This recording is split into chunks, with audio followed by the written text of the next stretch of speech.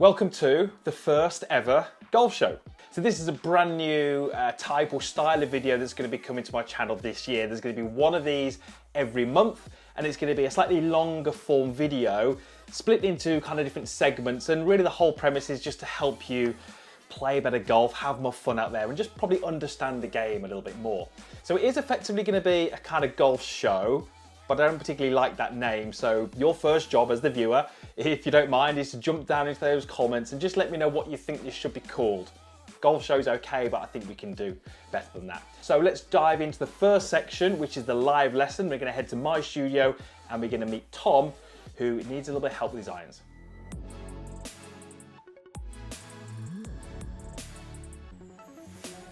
So we've captured some swings from Tom and some data. You can see his tendency on the screen here with the ball flight. It was a slight pull that he was struggling with. And then when we look at the data at the bottom, we can see that his club path was a little bit out to in, 2.4 degrees, and his club face was slightly closed. That was why he was creating that pull. So what I wanted to do with Tom was really take that sort of ball flight and just sort of straighten it out a little bit. And I felt that we could get him hitting some pretty straight iron shots, even some slight draws without changing too much. The other thing that was slightly noticeable was his attack angle was a little shallow. He was down on the ball by 2 degrees, but I'd like to see that kind of 4 to 5 degrees with the speed that he had. We also took some blast data. I was really conscious to see what his tempo was like, and you can see that on the screen there. And we also saw from the blast data that his attack angle was a little bit too shallow. So let's have a look at his golf swing and we'll show you exactly why those things happened. So we've got Tom's swings here from down the line and face on. And what I spoke to Tom about was something that I call dynamic ball position. So where is his ball position through the swing? Now, if you look on the right-hand side, his ball position was pretty much under his left eye. He's got a 7-iron in his hand, so that's, for me, is pretty good. So we'll leave that line on there. But if you just look on the right-hand side, when he got to impact, so we'll do one more frame, you can see where the ball position is now relative to his upper body. His head is back this way, making the ball effectively further forward relative to him. So at setup, his ball position was pretty good. At impact, his ball position was effectively too far forward. Now what that meant for Tom is that when the ball position was too far forward, it meant he was going to be more shallow, which is kind of what we see through the blast data and also the trackman data. And also it gives the club more time to arc inwards and left. So when I look at the swing on the right, I'm thinking I'm going to see someone who's a bit shallow and a path which is slightly out to in. It's exactly what we saw with Tom. So, you know, we analysed the whole golf swing. We spoke to Tom a little bit about his movements, his patterns, but I really wanted to target and focus the swing from the face on. And you can see you can see that we really wanted to improve how much he shifted his weight in the downswing, getting into that lead side. I felt that could really help him with his path, his quality of strike, and ultimately the shot shape. Down to here and stop. Okay, so we're going to call this left arm level with the ground. Yep. Okay, you can think of it as hands level with your shoulder, however you want to think about it. At this point in the downswing, we need you to be feeling like most of your weight is on your left leg. Yeah. Okay, so try and keep your head still, but shift your hips forward until you've got the majority of your weight on your left leg. There we go. If you get to the top, weight is here. Yeah. By left arm horizontal, we need weight here. Yeah. It's almost not enough time, okay? So what we have to do with yourself is we have to start moving your weight that way before the club finishes its backswing, okay? So what we're gonna get you to feel in a minute is I want you to make some backswings, and before the club finishes moving away from the target, you're gonna feel like you fall into this left side, okay? So it's gonna feel like into that side early. Yeah. Okay, so there's my left arm level with the ground, and I can feel like I'm in here. Yeah. Okay. What we want is we want the weight to be left early, so that actually if we could measure your weight, when you're going through the golf ball, if it's on that left side, it's now you're rotating, but the weight is stabilizing. Yeah. At the moment, through the ball, if we measured your weight, it's going to be constantly sort of changing, and that causes contact issues. So I'm just going to throw some numbers at you here, but if we said percentage, we want 80%, 80%, 80%, 80%, 80%, 80%, 80%, 80%. So it's stable, okay, and that's really key. So get yourself set up. So I want you to make some backswing movements where you rotate, good, good. And then as you do that, you're going to feel it. There we go, perfect. Fall into that left side. Yeah. Okay, back to the start, into posture. So you're going to go rotate and fall. There you go, beautiful, good. And again, just do a couple of those. Rotate and fall, perfect. So do that with a club. So you're not going to hit this shot. So I'm just going to go, head's going to be really centre. I want you to feel like you go back and fall into that left side.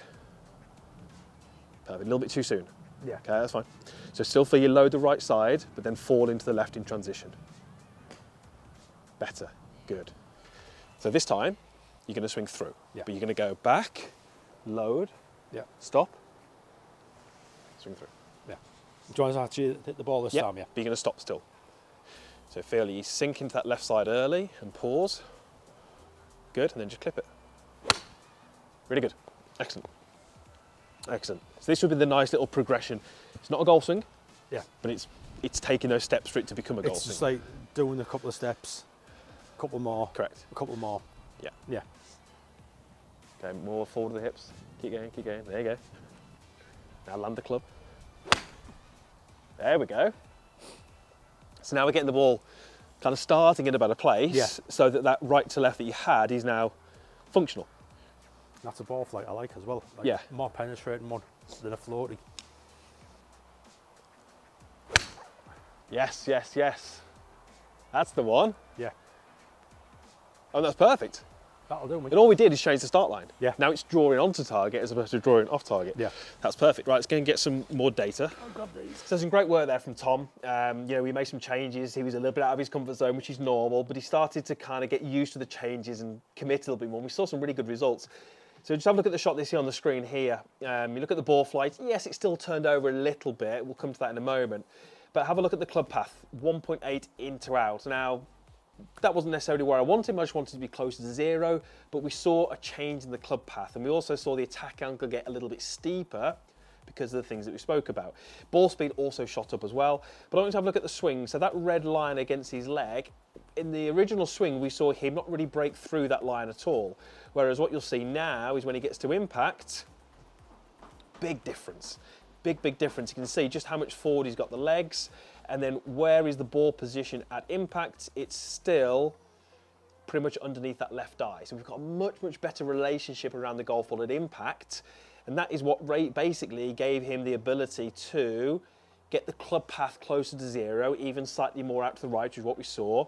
That then matched a little bit better with his tendency to close the face, and he started to hit some much more solid shots with higher ball speed, started to get the start line better, and ultimately he's going to have a lot more control over his golf ball. So for Tom, it was really all about weight shift and understanding where his body needed to be at impact for him to get better. So I'm going to keep in touch with Tom now, and I've given him an email. He's going to be able to get in touch and send me some swings. So yeah, hopefully Tom can push on with the change that we've covered today.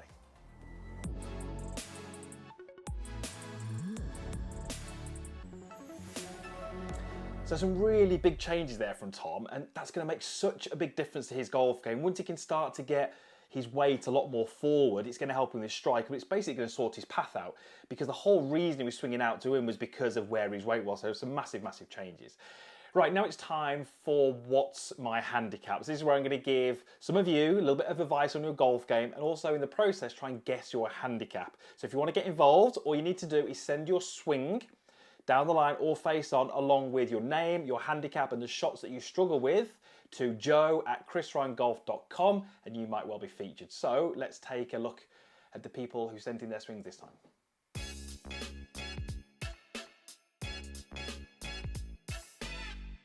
Right, let's start off with Scott.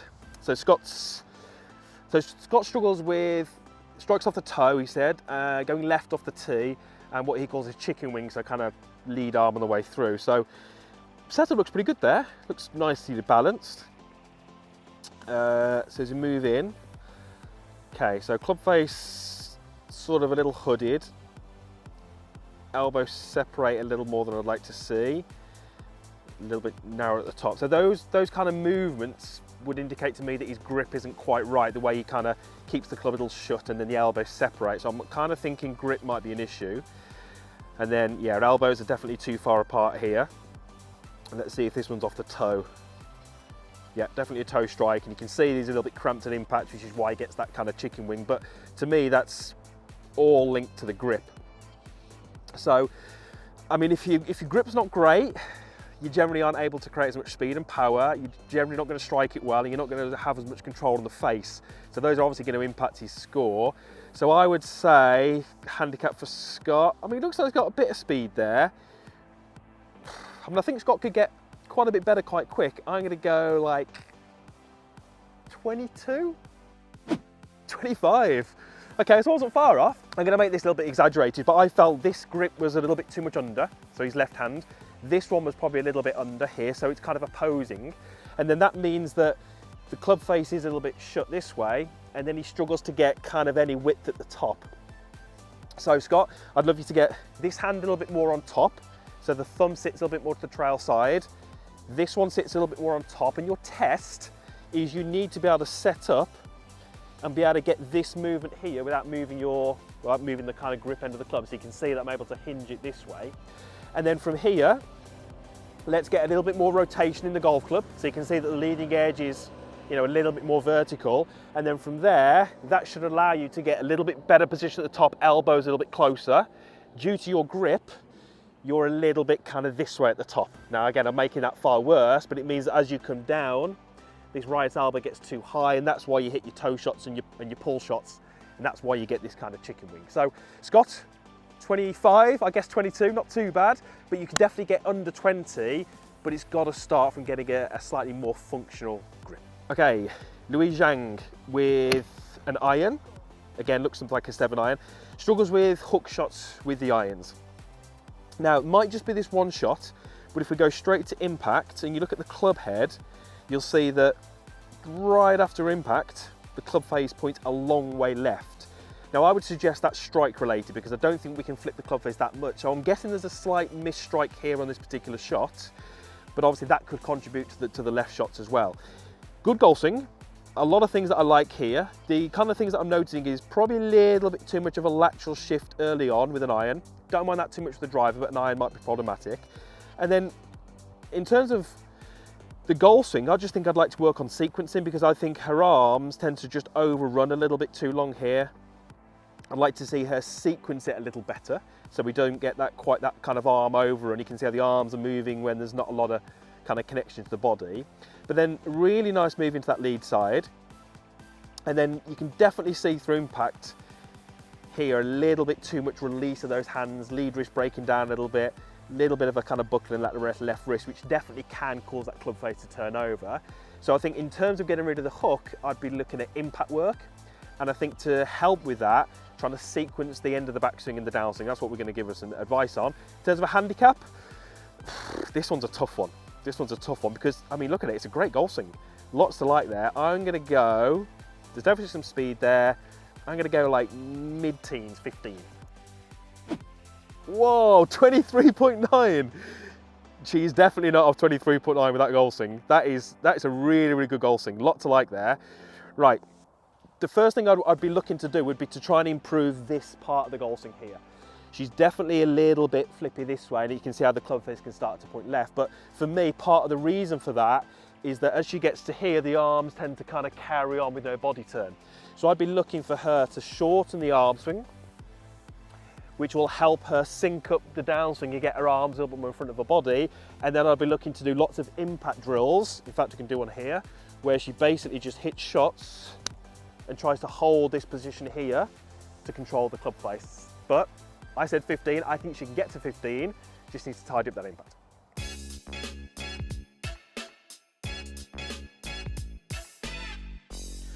I actually think I did okay there. I got pretty close. You know what, that's actually a lot harder than I thought. I thought that'd be quite easy. You know, you just look at the kind of shape of the swing and the strike, but there's actually so much more to it. So that's quite fun. But as I say, get your swings into Joe and you could well be featured in that. So next up, it's Ask Chris. This is where you can fire your questions over and I'll answer as many as I can. So if you've got anything you'd like to ask, drop down to the comments box, ask me there, or you can ask me on Instagram, Twitter, Facebook, wherever it may be. But let's get out onto the golf course and let's talk about wedges first.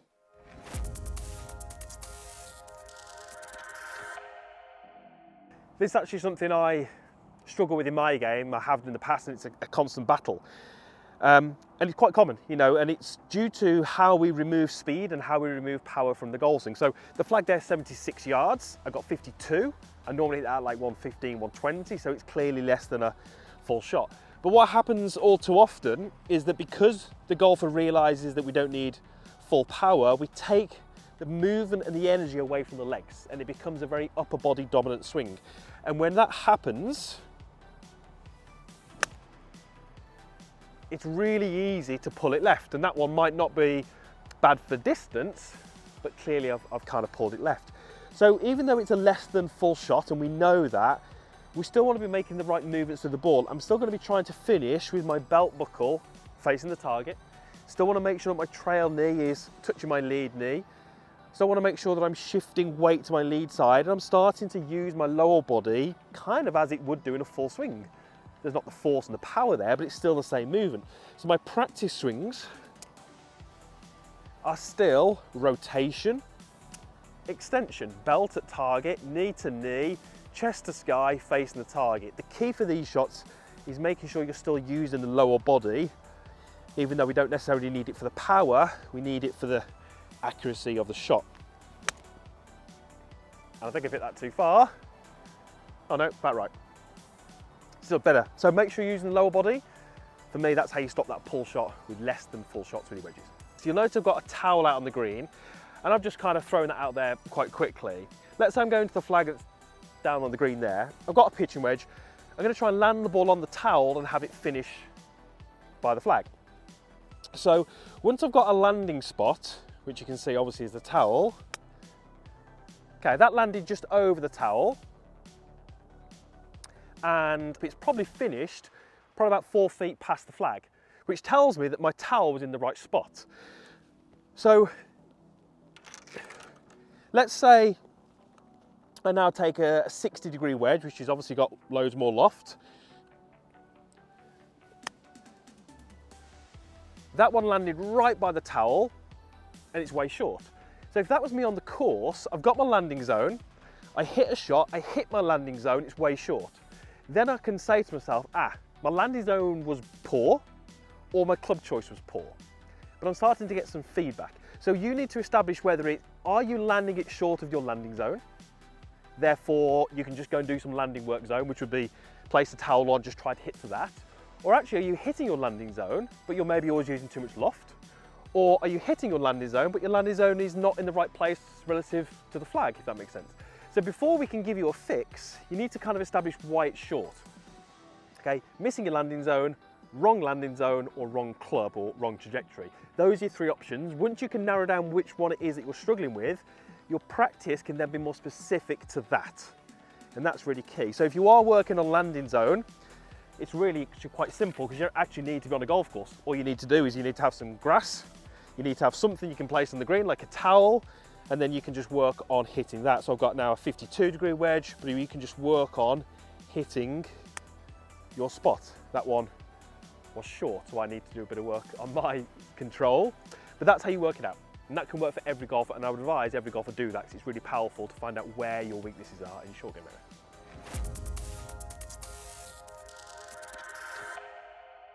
So now it's time for the lesson tee, and because of what Tom was doing in his golf game, I think that's a really common problem that many of you will have. So we're going to kind of follow that theme. We're going to head onto the course, and I'm going to show you some other little exercises and drills that you can do in practice if you are someone like Tom who maybe struggles to get the weight forward, struggles with strike, and maybe path that's a little bit out to win. So it's cold, it's wet, it's winter out there, but let's head to the golf course and let me show you the drills that are going to help. So following on from what we did with Tom there, we've got a little drill here to help you with your weight shift. As you can see from that lesson, super important that we get that weight forward at impacts. It's really going to help Tom. Well, it did help Tom. But you saw a couple of the swings that he was struggling a little bit with the timing. So on occasion, as he went back, he'd begin his hips almost going too early. And that actually caused him to sort of back out of it at impact. So here's a little drill I'd love you to try. This is great for understanding impact, but also getting the timing and the sink a little better as well. So I'm going to start my backswing, and once my hands get, outside of my trail thigh, around about hip height, I'm going to lift that lead foot. Now, obviously, if I'm going to lift that lead foot, it kind of means that I need to have put weight and pressure under the trail leg. So as I make my little backswing, I can start to just lift that foot. And you'll notice that I'm not able to lift it completely, as in I don't want to go over this way so that I could lift it and balance myself. Just lifting it, you know, just for a split second, just make sure that I'm actually loading into that leg correctly. Then what I can do is I can think about the alignment stick that's on the ground, and I can try and get my belt buckle and the buttons on my shirt back in front of that at impact, closing the gap to the alignment stick here. So without a ball, that would look like this. Weight forward, and I landed the club much later. And then when we introduce the golf ball, we want to be doing this over a relatively short distance, but it would look a little bit like this.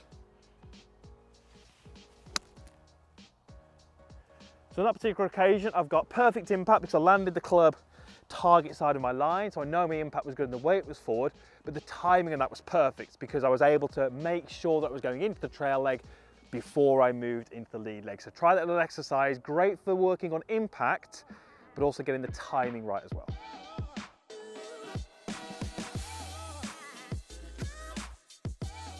Now, if there's one thing that could help more golfers than any other, it would be strike. So those drills, the things that we did with Tom, just so important, so well worth doing in your game.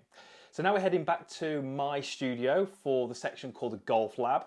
And this one, really interesting. This surprised me. So this was where we were comparing two wedges, a new wedge versus an old wedge, and looking at what the difference is in terms of spin. My prediction for this is I think the new wedge is going to spin more, and I think it's going to be around about 500 RPM more on the new wedge. But we'll see. Have your guess, see what you think, watch the results, and see how close we get.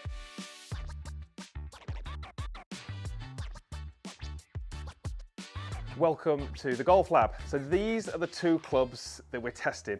This is the high toe. This has been in my bag for around about 12 months now. It's been great, I've loved it, but it is getting a little bit worn, and I'm starting to see a slight difference in performance. And this is the new wedge that we're testing. This is the new high toe, and as you can see, it has never been hit. It's still got the sticker on the face. So how are we going to do this test? Well, I'm going to be hitting 25 shots with each of these clubs. I'm going to put a target out there at 25 yards. We've got the TrackMan down here, which is going to give me the spin numbers. And then once I've hit 25 shots, we're going to get an average spin number for that particular shot. We're going to do that with both and then have a look at the performance. Now, I appreciate that in an ideal world, we'd do this over a variety of different distances. We'd maybe do it from fairway, from rough, from different conditions, but this is just really to see from a perfect lie on a mat over 25 yards, what is the spin difference between a brand new wedge and one that's been in my bag for 12 months. So we're going to start with the old one, the one that's in my bag currently. So all 20 shots are going to be done with TP5X golf balls. I've got them ready down there, counted 20 out. That's the golf ball I use on the golf course. And whilst TrackMan is recording all of these shots, I'm going to make sure I don't look at any data until the end of the test. I don't want to be influenced or affected by anything I see on the screen. So, old club, let's get started.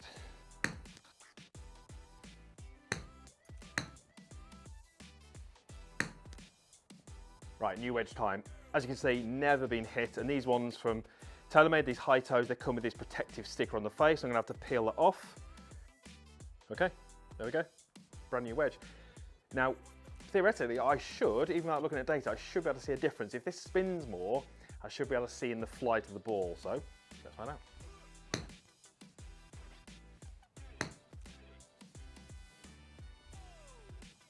Right, test done. I personally thought that I could see a difference. I thought the flight was a little different. It felt like there was a bit more spin on the golf ball, but until I look at the data, I don't know. So I've got the data saved. I've not looked at it yet. So let's go back to my office and we'll have a look at it and see what the performance differences are. I've got 3 words for you. Change your wedges. Those results have shocked me massively. So my prediction was around about 500 RPM more with the new wedge. Let's see what actually happened. So what you see on the screen here, this is the old wedge, the shots that I hit with that. The main one, obviously there, spin rate, 3,382. Now there's some other data on the screen, we'll come to that in a moment, but the main one is that spin rate. So did it increase? Up to 4,588. Now a little bit of quick maths, that's just over 1,200 RPM higher with the new wedge. That's ridiculous, that's way more than I thought. And that wedge that I was using, the old wedge, wasn't even that worn. I mean, you can see it on the screen there. It wasn't battered, it wasn't destroyed. You wouldn't grab that out of my bag and think, whoa, you've had this in there way too long, you need to change it. It still looks like a decent wedge, but it just shows you the benefits of throwing in a brand new wedge. So take a quick look at some of the other data, because we're going to go through why this is important. Look at the height, 11 feet high. On the old wedge, it was 13 feet high, so 2 feet lower. And then if we look at the launch angle, on the new wedge, it was 33.7. On the old wedge, it was 36.6, so around about 3 degrees higher with the old wedge. And all of those bits of data, the height, the launch, and the spin, are really closely related. I've got a wedge here. This obviously isn't the wedge that we use. This is still a new wedge. But basically, spin comes from friction. Friction between the ball and the club. So what changes friction? Type of ball, the type of wedge, the conditions, all that kind of stuff. But effectively, let's say we have a collision where there's no friction. What happens is, as the golf club comes in, I'm going to make this far more exaggerated, the golf ball gets hit on the face and it basically just slides up the club face like this. So what happens is the launch is high, the shot would go high, and we get minimal spin. That's what happens with an old wedge. When you get a brand new wedge, what happens is there's more friction. Now again, I'm going to make this exaggerated. So as the golf club comes in, the golf ball gets stuck on the club face for longer. It's not a long time, it's longer. And what it means is that the golf club drags the ball, it increases spin because there's more contact time. So what happens is we get this lower launch, which gives a lower overall height and higher spin. So anytime you increase spin, which I did with that new wedge, you generally lower launch angle and you lower the overall height, which is why, you know, if you hear about, you know, what do the pros hit? Low spinning wedges. It's not the saying of high spinning wedges, it's low spinning wedges. And the low part isn't really something they're doing specifically, it's just the fact that that ball is loaded with spin and it gives that lower ball flight. So the new wedge gave me massive amounts more spin, crazy amounts more spin, a lower launch, a lower overall height. That was the low spinning wedge. Really hard to hit that with my old wedge, or harder to hit that exact shot because of the fact that it wasn't creating those launch angles. So what's the takeaway from this? Well, I mean, look, I'm not telling everyone out there to go and buy new wedges because it's a lot goes into it. But if you've had your wedges in the bag for a while, you're starting to see some wear on the face. You're starting to struggle to hit shots that maybe you could do 6-8 months ago. There's maybe some indications there that a new wedge is going to change that. A brand new wedge right at the bag with that that sticker ripped off is going to give you a lot more spin than probably what is in your bag currently.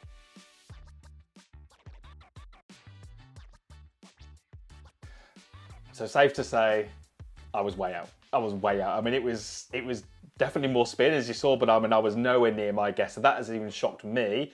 So it wouldn't surprise me if it shocked some of you as well. So to finish up this video, we're going again back to my studio. We're going to meet Tom again, and Tom is going to have one swing.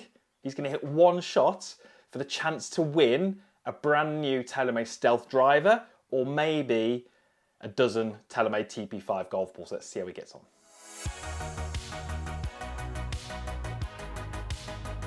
So before we get Tom in to do the 143 yard challenge, try and bag himself a driver, we've got a blank leaderboard, there's no one on there. So I thought, well, we need at least one on there. So who better to take it than me? I've got 8 iron. I'm actually in between clubs. It's still a bit cold, a bit windy out there. So it's between a 9 and an 8, but I've got 8. Let's see how we go. And we'll have at least one name on the leaderboard. So for me, this is like a little choke down, take a little bit off it.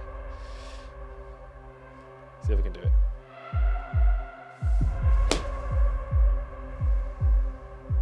Can't be far off.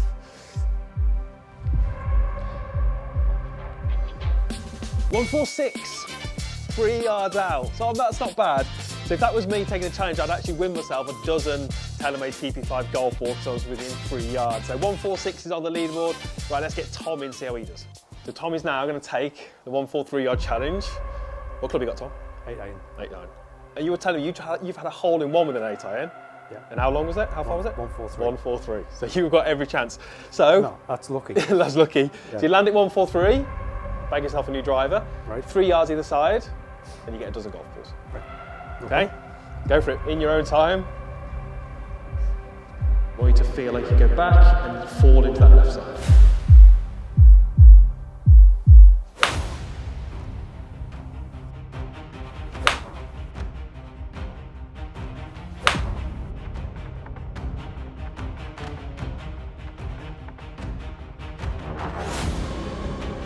What do you reckon? What are you calling?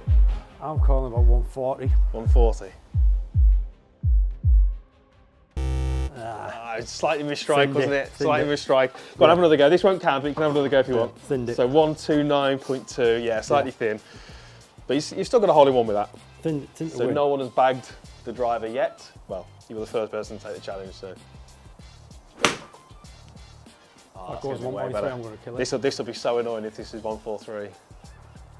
153. We've gained you 10 yards in this lesson, so you probably need to be a 99 now. But That'll do, mate. anyway, thanks for that. So unfortunately, no driver for Tom, but No. good luck, and you're on that leaderboard now. You're the first name on the leaderboard. So. No, I'll be the first one at the bottom of it. So thank you so much for watching. Something a little different that I'm trying, so I'd love to get your feedback. With any luck, you've already been commenting throughout the video and giving me some suggestions, but I think over the coming months and years, this type of video can really sort of elevate itself, but it's only going to do that with your input. So let me know what you liked, let me know what you didn't like, suggestions, get your swings in, whatever it may be. Your interaction is what's going to make this video even better. So thanks for watching, and we'll see you again next month.